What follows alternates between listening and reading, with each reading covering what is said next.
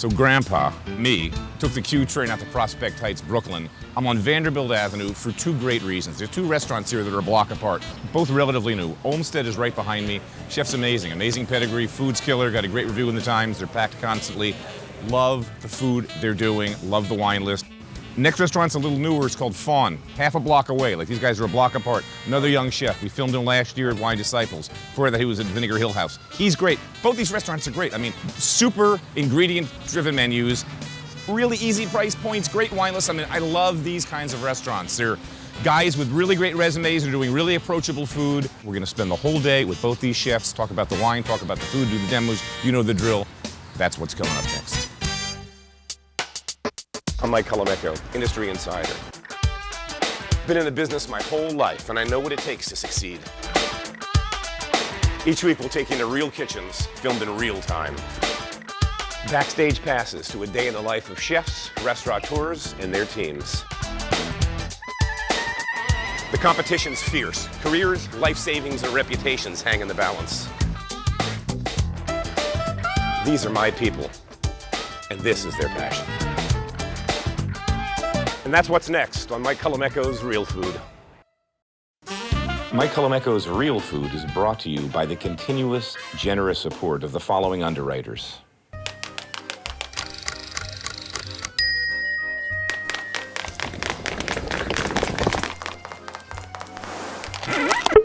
Extra virgin olive oil from Colavita, an Italian family brand. Rachel Ray's signature specialty food line, designed for preparing meals at home.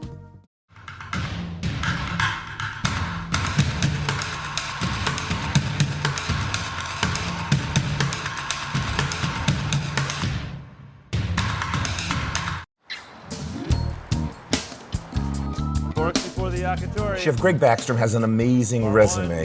Alinea, Blue Hill at Stone Barns, Per Se, Atera, absolutely some of the best kitchens in the country, if not the planet.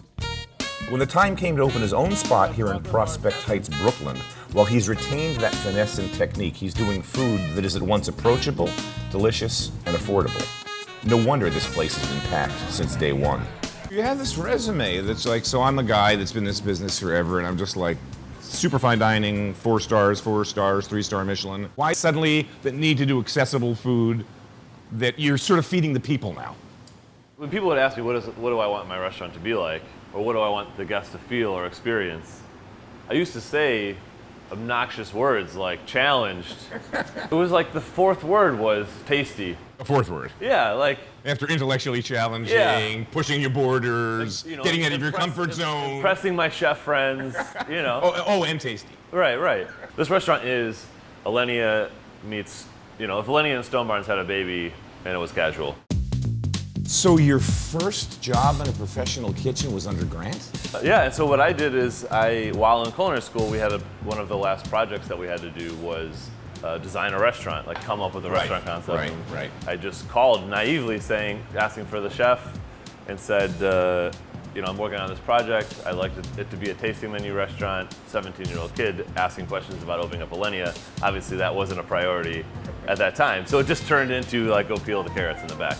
Then just like 5 months went by of me being an intern. At the end of it, Grant just came up to me and said, I think you did a great job. I think you should stay. And I literally skipped the way home about 1.5 miles.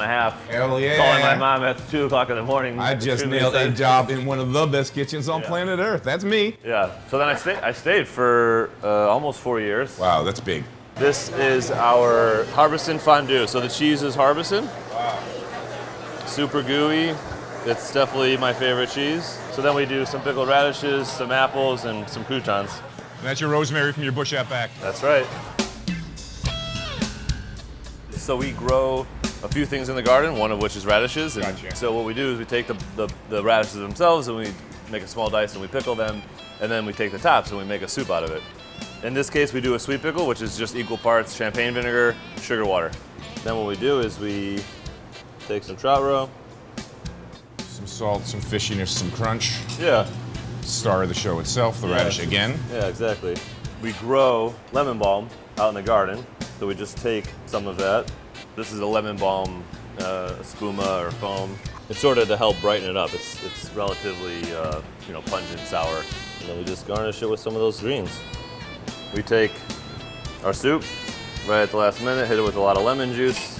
So this is a soup with spring onions, spring garlic, radish tops, new potatoes. So there's some potato in there. Yeah, so it's almost like it's more of a vichyssoise, but without the cream. Give it a good stir. Pour it into our little vessel. How do you get it that consistent? Is that just the starch from the potato? The bulk of it is the radish tops. It's just puree down. Puree the crap out of it. It has this beautiful, like veloute, creamy, glossy consistency. We say gazpacho to, you're not going to order a vichyssoise anymore. And also, it's aggressively seasoned with acid. And once you stir all this in there with the radishes and the greens and the trout roe, it makes it a little pulpy like a gazpacho. So that's sort of why we want that. Yeah. So you're lucky enough to have this little cute back garden a la Brooklyn. Yeah. This is the garden section. Yeah, this is 2.0. The other side has been functioning all year. That is supposed to be a cute garden for our guests to enjoy. Like, yes, we grow what we can there. If there's kale growing, we'll let it grow and we'll let our guests see it, not just keep harvesting it all the time. Because we want guests to be able to say, oh, there's some cherry peppers and there's some kale and there's some lemon balm, and I recognize that. And what's that? I've never seen rhubarb. There is radish and green garlic growing on the other side, which is in the menu, but we want this side to, bear more weight. This is the production mule. Yeah, the greenhouse has sunflower sprouts growing in it, and these are carrots. So the carrot dish, that is our most popular dish. The idea is that this part will help grow a large part of that. Since everybody in the restaurant basically orders that dish now, they'll get to experience the garden. Gotcha. 32 from us. So this is the famous, been on the menu since day one. Yes. And it's kind of like you can't take it off because you sell a chunk of these every night. Every table orders one. Yep. So, you got a greatest hit off the opening menu. Yeah, we lucked out. So this is the sauce, equal parts carrot juice, clam juice, rock down, mounted with butter. So we just mix that with our carrots and our clams, and we'll just bring that up. I wrote down a list of everything that was available in May last year. What was left was carrots and clams. Just put a couple of spoons of our sauce with carrots and clams. So now we have our little briny carrot sauce. Okay, but it's not really that pretty. So let's cover it with this orange thing that looks nice. That's carroty, that will complement it and add some texture. And then we built the salad on top of it. The carrot crepe is just a crepe. You take the milk out, add carrot juice. Carrot juice, flour, egg. Yeah, that's it. Just to brighten it up a little bit. We take lemons and freeze them, and then we slice them, and then some sunflowers. So the flavors are only carrot, clams, and sunflowers with a little bit of lemon.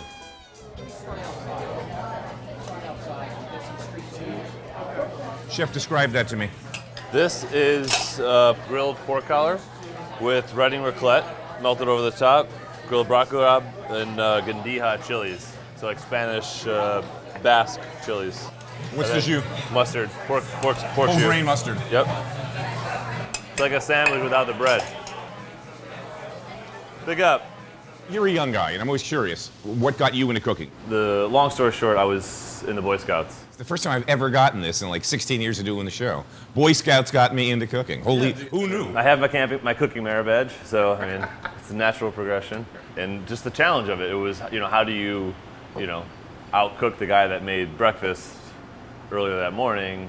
You plan something out, you make sure you have everything, and you try to impress everybody else in your patrol. Where'd you get the idea for that rutabaga spiralized pasta thing? Honestly, I think it was when I did the tasting for my partners and investors in this restaurant. It was in the winter.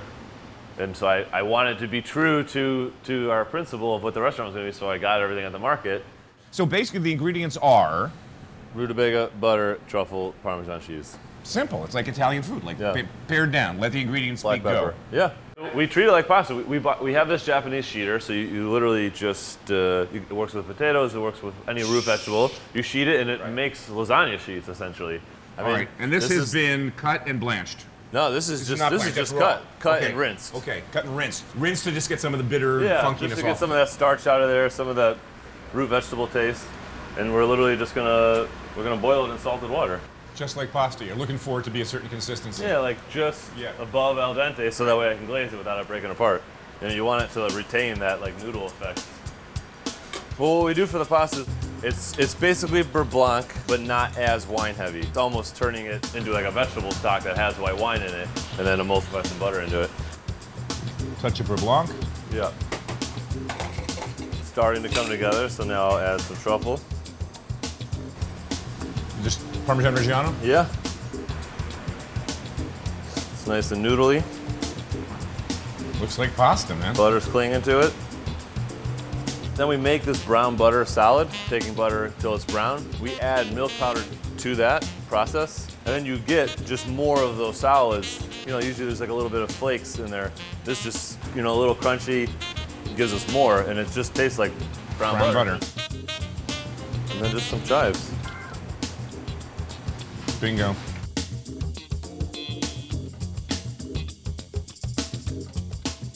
So this is a wine from California. Matthiason's the producer, calls it Tendu. I'm not sure what the grape varietals are. I heard it was a field blend, but if you look at it, Gamay-esque, Pinot Noir-esque. If you wanted to go to Italy, maybe Etna Rosso, Schiava, Nerello Mascalese. Well, that is Etna Rosso. But it's super fruity, super light, never sees any oak. Just delicious wine, and I know I buy this wine Lower East Side of the store for $22. That's a liter. So incredible value, delicious, gonna be delicious with this. I love this dish. Rutabaga Hall of Fame right there.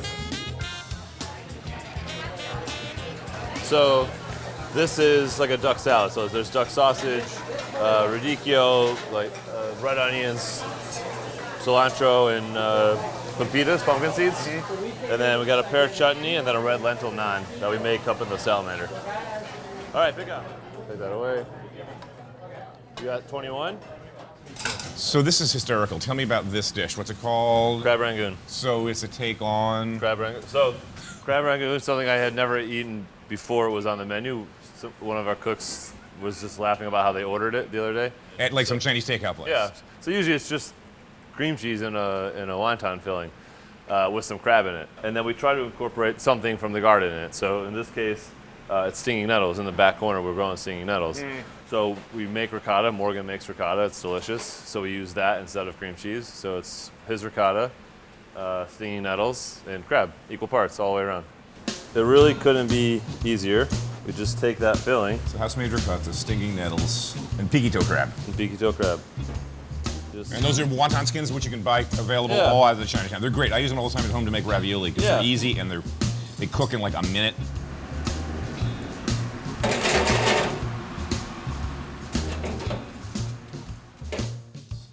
All right, beautiful. They got that nice color. Put it on our fancy plate. Which actually has an Olmsted logo on it. It's a classic. And then we make a sweet and sour sauce out of orange juice, rice wine vinegar. We like Calabrian chilies, even though that's not Asian anyway. It's super Italian. We just like that. We like that kick, that flavor. It also helps give it that imitation red color. This is like using some 3 Michelin star experience in some of the sauces that we did at Per Se and making it for the everyday man. In this case, we're trying to make people feel comfortable, not show off, you know. But the ingredients and everything is high technique in the sauce, good quality in the product. It's just fun. That's really good. That's hysterical. The food will never exceed $24. Nothing will ever be more than $24 here. The whole restaurant is how do we make everybody as comfortable as possible? And that is not by putting someone in a box and telling them this is good, take it or leave it. Look, you can turn a potato, you can make a fluid gel, you can do all these things. When you open up a restaurant, just make sure that your mom is comfortable in your own restaurant. This is literally yogurt, no sugar. So it's gonna be the last a little sour? Yeah. So then all that sugar is gonna come from the honey. This is lavender honey that we whip until it gets almost like whipped cream. That's what happens when you whip honey? Yeah. So these are actually borage flowers. Give it a little bit of they almost have like a cucumber-y taste to them. Yeah, like a melon taste. They're good. Yeah. Cold soft serve, yogurty. There's nothing terribly sweet about it except your honey on the top. Right. And that's it. Super simple, super delicious. Yeah. Great, Chef. Thank you. Thanks for the demos. Yeah. Just down the block, Chef Brian Leff presides over the kitchen at Faun. He'd previously worked at Vinegar Hill House and then Wine Disciples, where I first had his cooking, which definitely leans Italian. But what I like most about his food is that it's pared down. He makes these great tasting plates with as few ingredients as possible. Literally, he does more with less, which is not an easy thing to do at all. Now, let's meet the couple that brought this restaurant together. For a couple of people that had a really good day job, like you're both kind of in architecture and like 9 to 5 making money, like why did you want to come in the restaurant business? I don't think she did. Yeah, I'm looking at you. You didn't see me gazing at your wife. Well, I've always really enjoyed putting the party on as well, creating the space. To me, it is actually a continuum in the design world into creating the environment, including the food, including the wine, every aspect of the experience for people when they're dining out. When he came to me, I knew it was something that he always wanted to do. It's something that he spoke about very abstractly for a long time. Mm-hmm. And then at one point it started to get more serious, and we had a toddler. And he says, I know this is crazy, honey, but I really want our daughter to know that if she has a dream, she should go for it. So who's going to argue with that? Who's going to argue with it? Some watercress and morel. What got you into cooking? Where did this all start? I know you're like part Italian, but that can't be the connection. Yeah, that's a little bit of it, I guess. I moved to the city after college and I worked at JB Prince, which was a chef's equipment company. She's great. She's wonderful. She's a jewel. Yeah, a great company, and meeting people involved in that world made me want to do it. So JB Prince, to what was the next step? After I left JB Prince, I moved to New Mexico for about a year, and I cooked in a few places there, and when I came back, I was lucky enough to get a job at Prune with Gabrielle Hamilton. Somehow. That's too funny.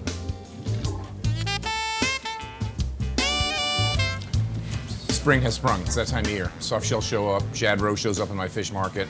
We got ramps, we got morels, asparagus comes soon. How do you handle these guys? We just remove the lungs, actually.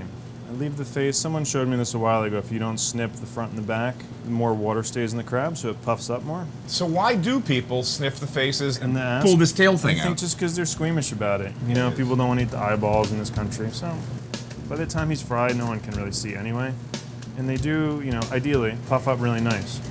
I just learned something. I'm going to go home this weekend and try this out, man. So he goes in there.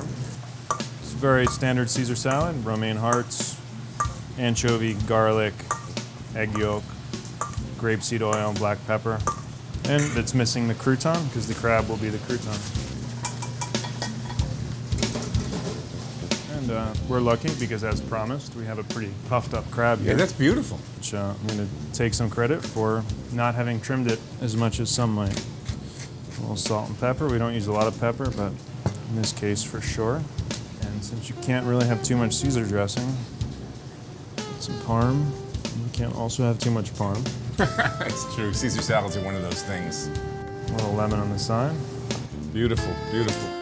Who doesn't like a Caesar salad? Like, I mean, is that like the most universally loved food? One of them in America? Look at all that meaty goodness. It's just perfect. They're crispy, they're delicious, they're sweet, they're fishy. Really one of the great American delicacies.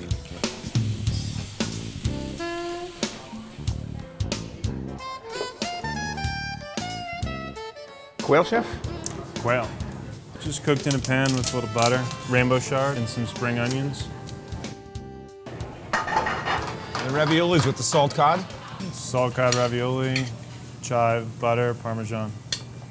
Very simple. Little Had it potato the in last side. time I was here. It was bloody delicious.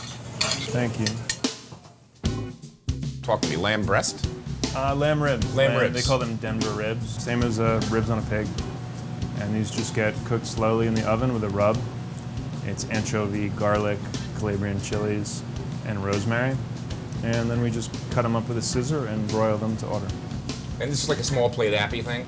Yeah, it's a starter. There's our falafel, which is a pretty standard falafel, except that it's made from fresh chickpeas, so it's green inside instead of dried. A little different flavor, certainly a lot brighter.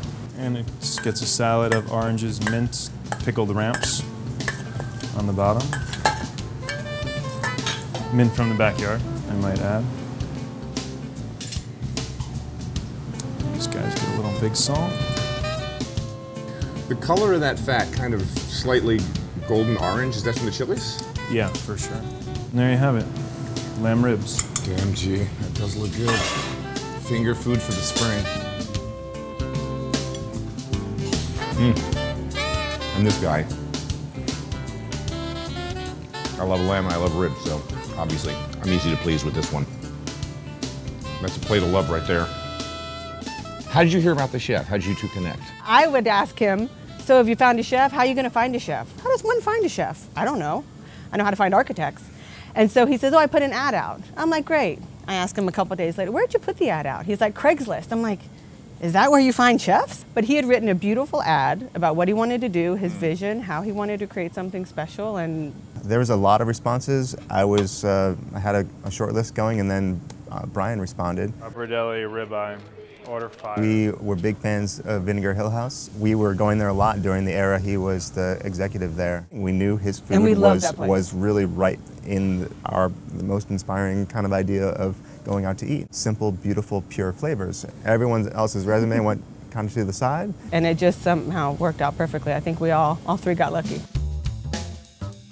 Where'd you get the idea for the beef broth thing? That's such a great little dish. You know, it's a tortellini, so they're always in broth, right? You can't serve them not in broth. What's the stock, beef? Yeah, it's beef shin. Well, it's veal stock that fortified with beef shin. That's some of my favorite meat, man. Oh, it's good. We've probably cooked a little past ideal. Well, if it's giving up most of its goodness to the broth, clearly it's... Squeeze it all out. And Well, it works. so we're just dropping them in the water and letting them cook, and then they get finished in the broth. I guess it's kind of like a soup dumpling, but they're filled with marrow fat instead of soup. The marrow gets poached, you skim all the fat that comes off the marrow in the poaching process, and you use that fat to cook a bunch of onions. So you fold that all together. The cooked onions, the chopped up poached marrow, a little bit of Parmesan cheese and black pepper. And that's the filling for the dumpling. When it's heated up, it all liquefies, and it's like this. How do they do this? You bite it open, just like whoosh. Parmesan. Parmesan cheese and a little bit of nutmeg. That's it. All right. Cappelletti.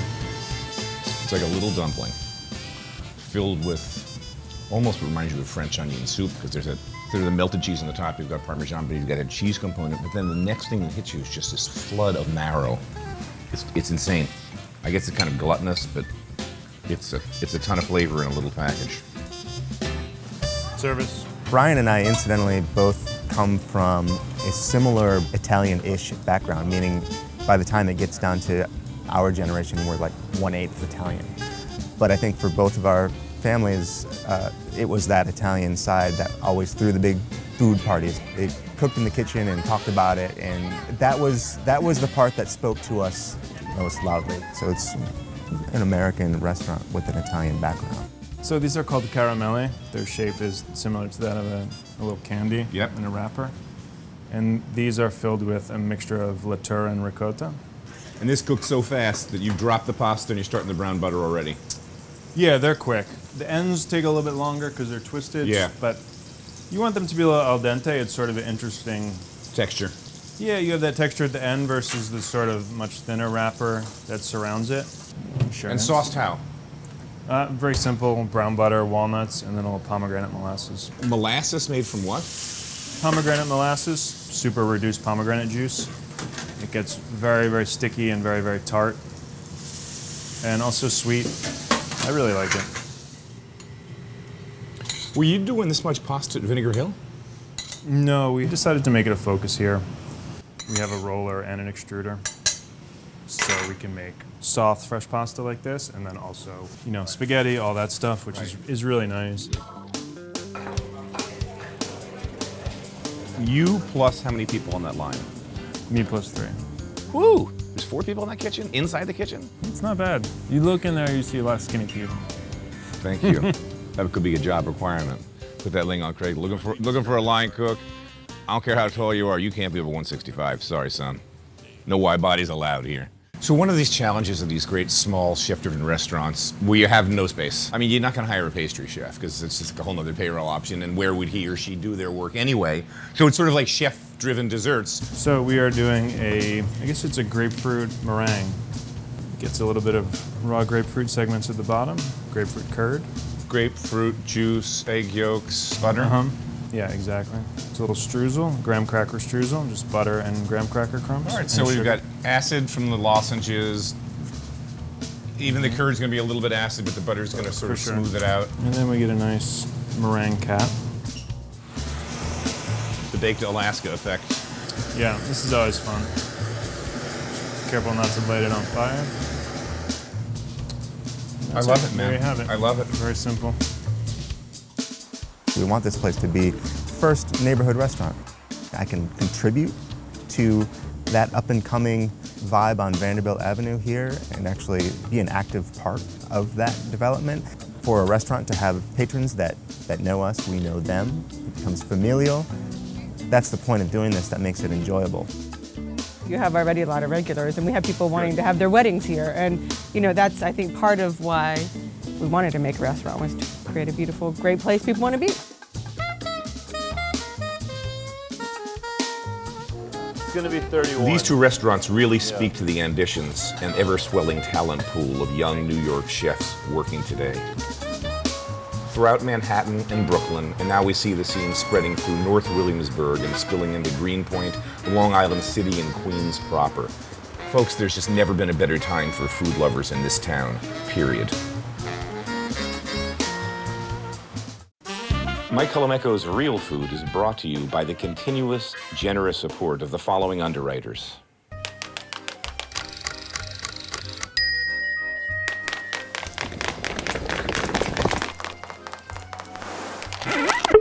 Extra virgin olive oil from Colavita, an Italian family brand. Rachel Ray's signature specialty food line, designed for preparing meals at home.